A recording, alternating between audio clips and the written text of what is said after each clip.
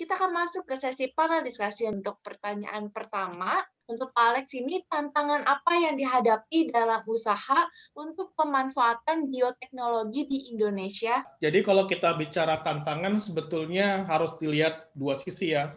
Kalau dari luar tentunya ada beberapa NGO yang berupaya untuk memberikan hoax, informasi yang tidak benar tentang produk-produk GMO. Ya, itu banyak faktornya, mungkin karena aspek persaingan dagang atau karena ada political will terhadap ekspor impor tertentu, akhirnya mereka melakukan campaign negatif terhadap produk-produk bioteknologi. Kalau kita lihat dari internal, tentunya kalau pengembangan bioteknologi harus dilihat dari sisi regulasi. Kemudian dari sisi internal juga pasti kita butuh suatu program campaign, stewardship, sosialisasi kepada publik untuk meminimalisasi informasi yang salah tentang produk-produk bioteknologi. Oke deh, baik. Thank you untuk penjelasannya, Pak Alex. Mungkin dari Pak Henry atau Bu Karlia ingin menambahkan atau ingin menanggapi? Tapi saya rasa yang terpenting kalau agar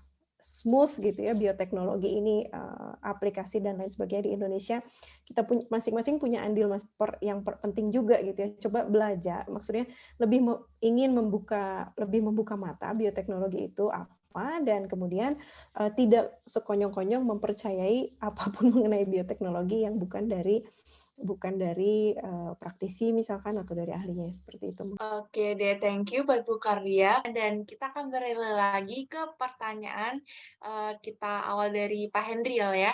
Oke, untuk Pak Hendriel, saat ini banyak banget nih yang mencoba untuk memulai berkebun sendiri di rumah. Bagaimana inovasi bioteknologi membantu hal ini khususnya bagi mereka yang masih awam? Oke ya, untuk dari saya sendiri karena tadi saya bidangnya itulah di bidang teknologi terapan ya, yang menerapkan teknologi Internet of Things atau teknologi berbasis elektro. Tentunya ini teknologi-teknologi baru ini akan sangat membantu karena dengan adanya inovasi-inovasi teknologi itu nantinya ya hal-hal yang dianggap sulit itu bisa dibantu oleh teknologi itu sendiri. Oke deh, baik. Thank you buat Pak Hendri. Mungkin ada tambahan dari Pak Alex atau dari Bu Karlia? Satu sisi bagus, tapi kita juga sekarang kan dihadapi sama e-commerce ya, jadi praktik perjualbelian barang, terutama produk-produk benih, pestisida, itu kan sekarang sudah marak di online platform. Nah, itu harus hati-hati juga, kita harus melihatnya ini sebagai barang B3. Ini kalau tidak di-handle dengan benar, apalagi kurangnya informasi, kemudian masyarakat urban dengan serampangan ya, gitu, karena tidak ada pendampingan stewardship, bisa jadi efeknya ya berbahaya bagi si petani urban tersebut. Nah, oleh karena itu, kalau kita mau membeli produk, ya, untuk menghindari benih-benih palsu, misalkan, pastikan kita hanya membeli benih misalkan dari dealer atau kios yang terpercaya yang diakuin. Kemudian ada sertifikasi dan label pada benih tersebut di kemasannya. Nah, itu label harus dilihat tuh ada nama produsennya, alamatnya, jenisnya, jenis varietasnya, kemudian mutu, masa edar benihnya berapa bulan, kalau sudah habis masa edarnya ya jangan ditanam, rusak juga. Kemudian juga hati-hati kalau kita mau beli produk pertanian, entah itu pestisida, benih, dan lain-lain untuk urban farming, jangan karena mengincar harga murah, kemudian labelnya asing, tapi ini nggak lulus sertifikasi ya berbahaya juga tentunya. Nah, pastikan juga kemasannya itu disegel dan benar-benar sudah lulus sertifikasi dan labeling dari mereka. Itu sih kalau untuk yang urban farming itu. Oke deh, baik. Terima kasih untuk Pak Alex. Oke, tadi ada yang raise hand ya, kayak ada yang ingin bertanya secara langsung. Kelihatannya kita tidak bisa hanya perlu melihat peluang dan tantangan. Kita perlu dua kuadran lain, yaitu weakness dan trade-nya. Jadi trade analisisnya perlu kita jalankan juga. Jadi istilahnya dengan SWOT agar smooth jalannya biotek dan ICT, sehingga tidak terjadi apa yang tadi Ibu Karlia sebutkan sebagai diktator atau digital dictatorship. Itu menurut pandangan saya. Nah, menurut pandangan narasumber bisa tolong dielaborasi lebih lanjut. Karena apa? Ini berhubungan juga dengan pertanyaan saya untuk Pak Endril. Karena saya ini sudah setahun yang lalu sudah melaksanakan aquaponik untuk lahan di backyard saya. Namun mengalami banyak hambatan, cuman permasalahannya penerapan teknologi ini kalau kita bandingkan sejauh mana tingkat BEP-nya tadi agar kita lebih mudah menerapkan itu. Sebab kita nanti initial cost-nya untuk IoT sedemikian rupa sehingga tidak tercapai dalam skala usaha gitu. Itu aja menurut opini saya dan pertanyaan yang perlu tanggapan. Terima kasih. Oke deh Pak Brion, terima kasih untuk pertanyaannya serta opininya. Mungkin dari narasumber ada yang ingin menanggapi? Jadi gini, kalau kita melihat peluang tentunya kita peluangnya tentu punya keanekaragaman hayati yang baik, yang sangat melimpah. Kemudian kita juga punya SDM, infrastruktur, dan juga insentif dari pemerintah sekarang sudah mulai bagus ya. Nah, kalau kelemahan tentunya kita tahu Indonesia itu terkenal negara dengan 1000 regulasi. Akibatnya apa? Masalah investasi, adopsi teknologi, transfer teknologi, menjadi nggak berkembang dengan lancar. Oke deh, thank you buat tanggapannya untuk para narasumber dan kita bisa beralih nih ya ke pertanyaan dari para peserta. Oke, ini akan mengajukan pertanyaan dari Pak Brian lagi ya. Oke, ini untuk Bu Karlia. Apakah memungkinkan bila biotek berbasis genom ini diterapkan pada pasien COVID? Iya bisa, hanya untuk kalau untuk pengobatan virusnya itu kan cepat sekali ya, hanya dalam waktu yang 2 minggu gitu biasanya. Yang saya terpikir dari situ adalah kerusakan pasca COVID. Mungkin kita sering mendengar COVID-nya sih sudah negatif, tapi kemudian pasien tidak bertahan setelah COVID-nya itu negatif gitu ya, karena kerusakan misalkan paru-parunya itu udah tidak memungkinkan lagi dia untuk hidup normal setelah bebas COVID. Editing genom, gennya kita sentil lagi biar dia on lagi menjadi paru-paru sehat lagi. Seperti itulah simpelnya begitu. Jadi bisa untuk setelahnya. Oke deh, thank you buat Bu Karlia untuk responnya. Oke deh, dan kita akan beralih lagi ke pertanyaan selanjutnya dari Kak Prasetya Nugraha. Pertanyaan untuk Pak Alex. Saya pernah diberitahu kalau konsumsi produk GMO itu berbahaya bagi tubuh. Kira-kira samakah antara biotek yang dibahas Pak Alex dengan GMO ini? Pada prinsipnya adalah ketika produk ini sudah melalui serangkaian proses assessment, semestinya aman. Nah, jadi sebetulnya hal-hal seperti itu bisa kita minimalisir kalau komunikasinya itu tepat sasaran untuk mengurangi hoax seperti ini. Oke, makasih untuk tanggapannya Pak Alex. Dan ini ada pertanyaan ya untuk Pak Hendriel. Mohon elaborasi lanjut bagaimana penerapan Simon Kori pada aquaponik dan berapa luas lahan yang diperlukan agar mencapai tingkat di atas BEP dari penerapan IoT tersebut. Untuk penerapan Simon Kori di bidang aquaponik itu hampir sama sama penerapannya di hidroponik karena model pertaniannya itu hampir mirip ya. Sedangkan untuk BEP-nya sendiri itu biasanya kalau kita berbicara skalanya skala industri berarti minimal harus di atas 2000 bang haram misalnya. Tapi di sini tidak, kalau mau untuk skala hobi pun ada. Nanti di Simon Kori itu ada alat yang di sana khusus untuk penghobi, jadi untuk biayanya pun tidak terlalu besar.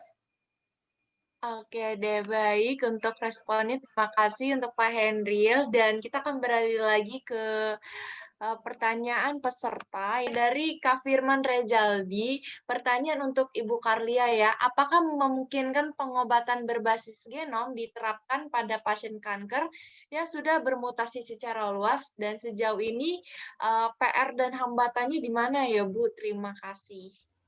Baik, terima kasih Pak Firman pertanyaannya. Jadi untuk berbasis genom terhadap Kanker itu mungkin tantangannya kalau mungkin maksudnya bermetastasis siapa ya, sudah menyebar ya, ini sel kankernya kemana-mana begitu ya. Jadi kalau yang sudah menyebar kemana-mana sebetulnya tantangannya itu adalah delivery-nya gitu ya, penghantarannya. Misalkan kalau sekarang hanya di satu daerah di perut gitu ya, di perut dan mudah ininya satu lokasi saja bisa dilakukan terapi hanya pada lokasi itu. Nah, sekarang kalau sudah menyebar itu biasanya delivery-nya nih yang jadi sulit gitu. Nah, kalau di berbasis biologi, biasanya itu digunakan seperti bolanya itu kemudian kita sisipi signalnya itu protein, yang kemudian akan nanti hanya mengenali sel kankernya gitu ya. Oke deh, thank you buat jawabannya Bu Karlia. Dan kita akan lanjutkan lagi untuk pembacaan pertanyaannya.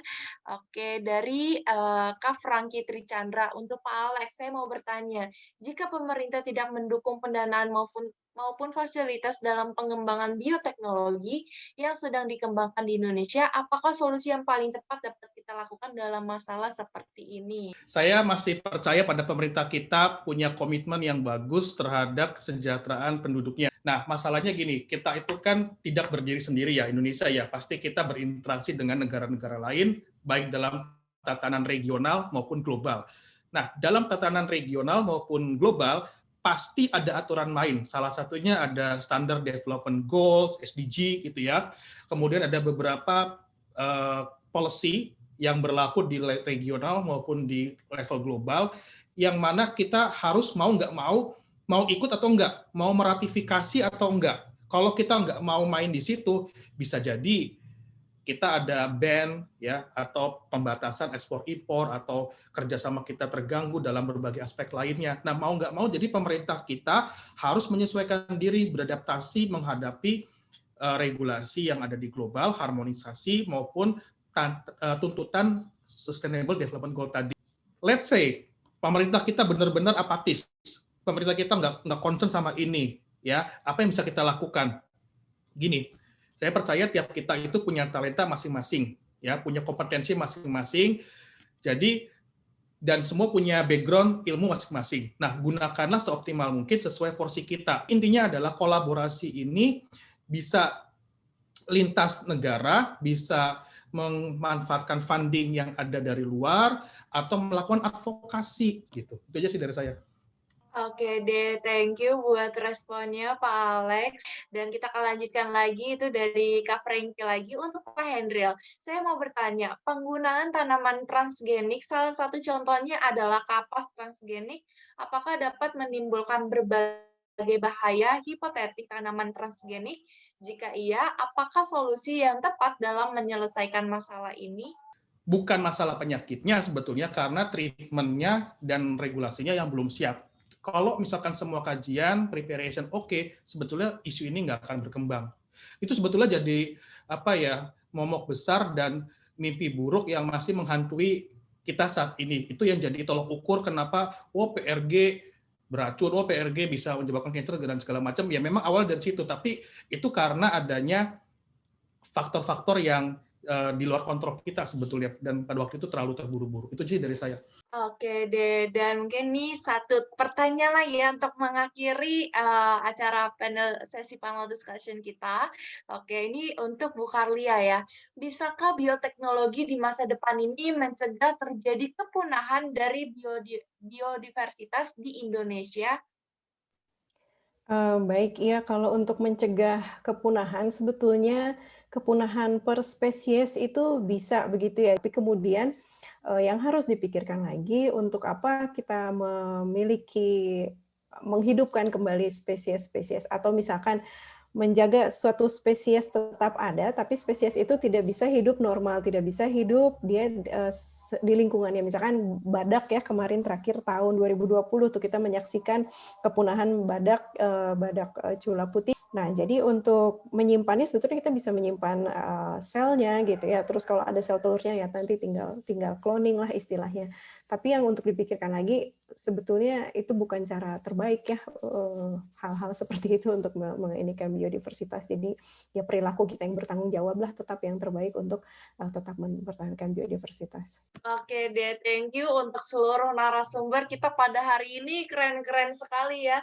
Akhir kata kami ingin mengucapkan terima kasih sebanyak-banyaknya untuk para panelis yang sudah menyempatkan waktunya pada hari ini, kepada Pak Hendril, kepada Pak Alex, dan juga Bu Karlia ya. Terima kasih juga kepada media partner Keren hari ini, yaitu Media Literasi Indonesia, Ruang Visioner, dan Ruang Info Literasi, dan sponsor kami yang telah mensupport kami pada hari ini, yaitu Crop Life. Dan juga terima kasih banyak kepada Bapak dan Ibu peserta lainnya yang sudah ikut Techminar kali ini. Mohon maaf apabila dari kami ada salah-salah kata, dan berharap semoga Techminar hari ini bisa bermanfaat untuk kita semua. Dan terima kasih, sampai jumpa di Techminar Keren lainnya. Dan tentunya juga nih, jangan lupa follow di sosial media kita. Itu ada Instagram kita Keren Indonesia, dan ada Facebook kita Keren Entertainment Indonesia. Dari saya Cynthia Lorene, sampai jumpa.